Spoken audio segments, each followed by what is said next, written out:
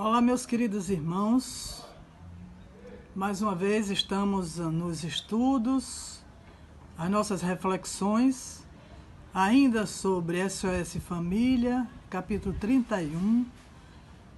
É um tema meio complexo, né? Sabemos da linguagem da nossa querida Joana de Ângeles, que o tema é alucinógenos, toxicomania e loucura. Então, esse tema que Joana de Ângeles nos relata, nos narra, nós sabemos que essas substâncias, elas são chamadas substâncias psicoativas, porque ela toma conta de todo o cérebro, né? São substâncias químicas ingeridas que alteram o estado mental do usuário, né? Então, nós temos aqui um texto longo, o qual eu estou conseguindo pegar as principais partes e fazer um ligeiro comentário. Então, no início já temos aqui o relato de Joana de Ângeles. Dentre os gravames infelizes que desorganizam a economia social e moral da Terra atual, as drogas alucinógenas ocupam um lugar de destaque, em considerando a facilidade com que dominam as gerações novas, estrangulando as esperanças humanas em relação ao futuro. Uma paisagem humana triste, sombria, avassaladora, pelos miasmas venenosos que destilam os grupos vencidos pelo uso desregrado dos tóxicos. Então, nesse item, a gente vê o seguinte, que essa ação fisiológica no corpo humano, ela dá uma falsa euforia. Então, existem as distorções visuais e traz ao usuário uma falsa felicidade. Então, essa ação no corpo, né, em consumo descontrolado, porque, na verdade, fisiologicamente tem alteração de pressão arterial, desidratação, enfim, todo o sistema fisiológico ele é alterado. Então, leva consequentemente à depressão, logo após que se consome exageradamente, pode dar uma parada cardíaca e levar até a morte, como a gente sabe, diversos ídolos que já foram por conta desses exageros. Então, assim, a juventude, na verdade, começa a querer ter uma experiência, principalmente porque o mundo ocidental levou a isso, né, que a gente vai comentar logo abaixo, mas a juventude começa com a maconha, que é uma droga que se inicia, que se acha que ela é inofensiva, e na verdade ela é alucinógena, né? Então, depois se segue para as raves com o êxtase, que o êxtase é um estimulante alucinógeno. Ele praticamente dá 7 horas de excitação, né? Causando uns danos nas células nervosas e pode, no consumo continuado, acontecer paranoias, epilepsias e dar progressivamente um comportamento violento, porque essas drogas, elas são conduzidas para o sistema nervoso através do estímulo nervoso, através das sinapses e levando justamente à desorganização dessas células nervosas. Então, continuando, nós temos aqui, no outro item, mais preocupado com o corpo do que com o espírito, o homem moderno deixou-se engalfar pela comodidade e prazer, deparando inesperadamente o vazio interior, que lhe resulta amarga decepção, após as secundárias conquistas externas. Acostumado às sensações fortes, passou a experimentar dificuldades para adaptar-se às sutilezas e percepção psíquica, né?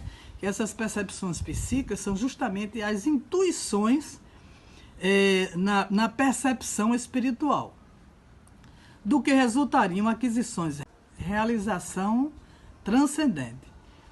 Então, como já havia falado anteriormente, de que a civilização ocidental, já com essa amargura de existência, começa a se sentir fragilizada e começa a esse comportamento de procurar o novo, procurar as emoções, né, psicoativas e adentra em uma alucinógeno ameno, mas acontece que como o corpo transmuta totalmente a dinâmica e a fisiologia, então após uma excitação vem sempre uma depressão. E para compensar, ele adentra mais nas drogas. Então assim, nesse itens, Joana de Ângeles nos alerta que esses líderes da comunicação, ases da arte, da cultura, dos esportes, não se pejam de revelar que usam estimulantes que os sustentam no ápice da fama. E vemos atletas que usam drogas para poder superproduzir o corpo. E quando sucumbem em estúpidas cenas de autodestruição consciente ou inconsciente, são transformados em modelos dignos de imitados, lançados como protótipos da nova era, vendendo as imagens que enriquecem os que sobrevivem, de certo modo causadores de sua desgraça. Então, nós acompanhamos no decorrer do tempo artistas que justamente para conseguir superar a sua demanda de contratos, de trabalho, então começa a adentrar nessas drogas e sempre o organismo vai querendo mais. Nós temos, nos anos 70, houve muitas drogas consumidas e tivemos artistas como Jimmy Joplin, que morreu aos 27 anos, Jimi Hendrix, que era um dos maiores guitarristas do mundo, também foi de overdose. E mais recentemente nós tivemos a Amy Winehouse, com 27 anos também, e vários outros. Como a gente tem a oportunidade de ver a Cracolândia em São Paulo, que está havendo uma permanência de mais de 1.861 drogados, né? Quer dizer, são irmãos justamente necessitando de um apoio, de um olhar do governo para poder sair daquela situação de zumbis. Então, o que me chama mais a atenção nesse estudo de Joana de Ângeles, que na verdade eu procurei alguma obra dela que tivesse passando para a gente alguns estudos com relação ao livro Conflitos Existenciais, onde justamente ela nos passa. O que me chamou a atenção é esse item. Fixando-se nas estruturas muito sutis do perispírito, em processo vigoroso, os estupefacientes desagregam a personalidade, enquanto produzem na memória anterior a liberação do subconsciente que invade a consciência atual com as imagens torpes, deletérias das vidas pregressas, que a misericórdia da reencarnação faz jazer adormecida. Então, meus irmãos, nessa situação, a gente vê o seguinte: a psicogênese do toxicômano, ele, quando consome e fica totalmente dependente, a sua personalidade fica totalmente desagregada. Então, Joana de Ângeles nos diz que o subconsciente libera, invadindo o consciente atual, e começa a liberar aquelas imagens deletérias, imagens que são os choques vibratórios que desordenam totalmente o corpo espiritual.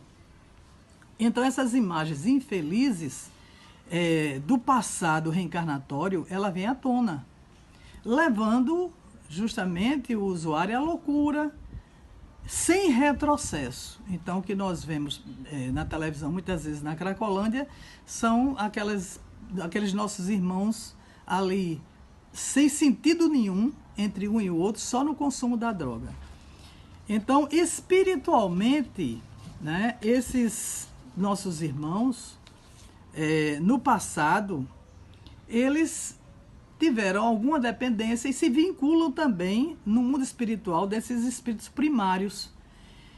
E que, na verdade, eles são chamados espíritos oligofrênicos, que ficam desfigurados, né? E muitas vezes fica na erraticidade sem saber nem onde é que está, como verdadeiros zumbis.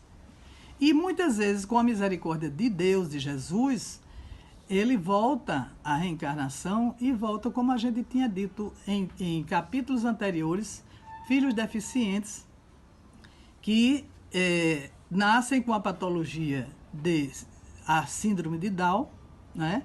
Ou então a microcefalia. Então aqui a educação moral que Joana de Ângeles nos dá nesse capítulo, ela diz o seguinte: a educação moral à luz do Evangelho, sem disfarces nem distorções, a conscientização espiritual sem alardes, a liberação e a orientação com base na responsabilidade, as disciplinas morais desde cedo. Por isso, a necessidade de levar a criança para a evangelização, para justamente começar a fazer um padrão moral evangélico da criança, para poder ser um adulto, um futuro adulto cristão e em paz. E continuando, a vigilância carinhosa dos pais e mestres cautelosos, a assistência social e médica em contribuição fraternal, constitui antídotos eficazes para o aberrante problema dos tóxicos, alto flagelo que a humanidade está sofrendo por haver trocado os valores reais do amor e da verdade pelos comportamentos irrelevantes, quando insensatos, da frivolidade. O problema, portanto, é a educação na família cristianizada, na escola enobrecida, na comunidade honrada e não de repressão policial. Então, é um problema social muito grande, né, moral, e, assim, ela nos aconselha, nos orienta em três subitens. Quando ela diz, ao jovem, não se iluda, a cura não é fácil. Ao adulto, não se iluda, pois mata o corpo e a alma. És mestre, és professor, orienta com seriedade, sem preconceito. És pai ou mãe, se entrou em teu lar, não fujas procurando ignorar. Não te rebeles, conversa, esclarece, orienta e assiste. Procura a medicina e a doutrina espírita, amando e entendendo e acolhendo. Então, meus irmãos, é um tema muito atual, né, que a humanidade está passando ultimamente. Então, é preciso muito evangelho, muita luz, para que nós possamos passar pelas situações e termos a ajuda do nosso Senhor Jesus e nosso Mestre e o nosso Pai Maior Deus, para que nós passamos por todos esses problemas e saibamos construir um mundo melhor. Que a paz de Jesus continue em nossos corações e que essa pandemia passe logo, para que nós possamos dar aquele abraço que tanto nós ansiamos em dá-lo naquela casa maravilhosa, Mensageiro da Paz. Um beijo no coração.